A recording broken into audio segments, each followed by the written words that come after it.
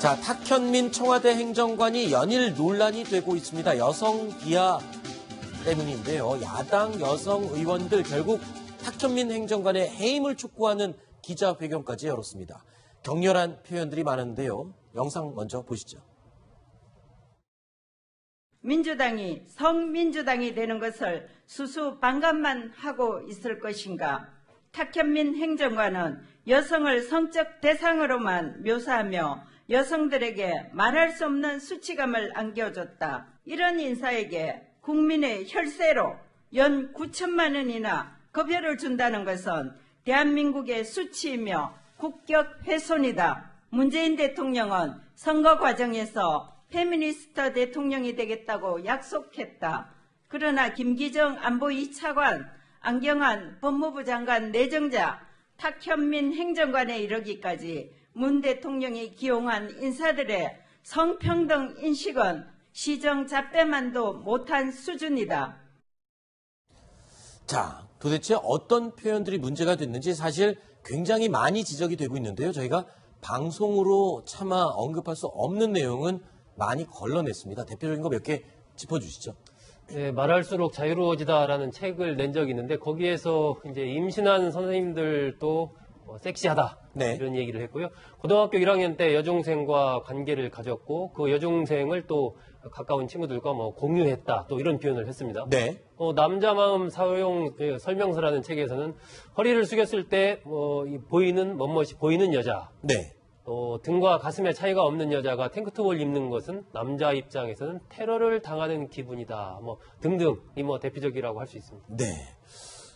자, 그런데요. 오늘 민주당 여당 여성 의원도 이에 대해서 비판적인 의견을 내비쳤습니다. 들어보시죠.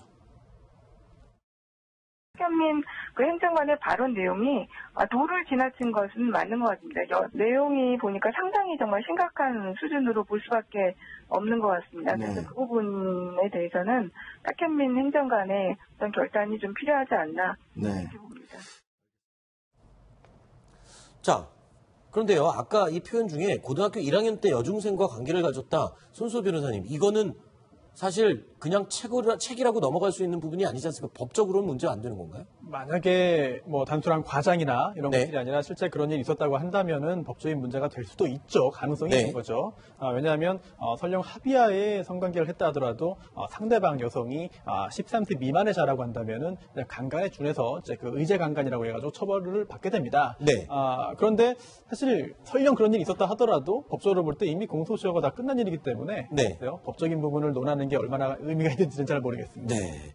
자, 그리고 조금 전에 잠깐 의견 들었는데요. 백혜련 의원의 경우에는 굉장히 비판적인 입장을 밝혔는데 이 방송된 직후에는 공식적인 의견은 아니다. 개인적인 의견이다. 이렇게 해명을 하기는 했죠. 네, 그렇습니다. 백혜련 의원이 지금 현재 민주당 대변인을 맡고 있습니다. 네, 그렇기 때문에 백혜련 의원이 하는 얘기가 사실은 당 지도부가 결정해서 하는 것 아니냐 이런 얘기를 할 수가 있겠는데 그런 것은 아니다라는 얘기를 하고 있습니다. 왜냐면 아직 민주당, 그러니까 더불어민주당에서 청와대의 결정을 기다려야 하는 모양새인데 당에서 먼저 결정을 하고 청와대한테 인사에 관련해서 압박을 하는 모양새를 취하는 것 자체가 상당히 여당으로서는 매우 부담스럽군요. 그렇기 때문에 백혜련 의원이 했던 것은 개인적인 차원에서 했던 발언이다. 이렇게 마무리하고 갔습니다. 네. 자, 그런데 탁현민 행정관에 대해서 청와대가 어떤 조치를 취할 기미는 보이지는 않는 것 같은데 사실 탁현민 행정관이 이 청와대에서 하고 있는 행사 이런 프로그램들을 다 기획을 한다면서요. 지금 5.18 기념식도 그랬었고요. 그 밖에도 굵직굵직한 행사를 다 진행을 하고 있죠. 정확하게 어떤 역할을 하고 있는지가 지금 정확하게 알려지지는 않았고 그래요? 원래 그래서 이른바 이제 행사기획비서관을 맡지 않겠느냐 그런 전망이 있었는데 의전비서관실의 행정관으로 갔단 말입니다. 네. 그 당시에도 여러 가지 의문이 제기가 됐는데 탁현민 행정관은 워낙 문 대통령과 가까운 인물이기 때문에 2012년 그 마지막 광화문 유세 때 그때 공동 사회를 보기도 했었고요. 네네. 지난해 6월 달에 문 대통령이 그 네팔과 부탄 트레킹 갔을 때 네. 그때 2명이 같이 갔습니다. 그랬었죠. 한 명이 탁현민 행정관, 또 한 명은 양정철 전 비서관이었거든요. 양정철 전 비서관 지금 미국 갔죠. 떠났지 않습니까? 네. 그 정도로 한 26일을 같이 문 후보와 움직였을 정도로 가까운 인물이기 때문에 네. 더더욱 이제 야권에서는 이 문제를 집요하게 문제 제기를 하고 있는 것 것이고 또 다른 문제가 아니고 이게 어떤 여성을 바라보는 시각, 성적인 문제다 보니까 민주당 여성 의원들도 그냥 있기가 좀 어려운 그런 상황까지 지금 다다른 게 아닌가 그렇게 보여집니다. 네, 알겠습니다. 자, 뉴스탑10 생방송으로 함께하고 계십니다. 다음 순위 확인해 보겠습니다.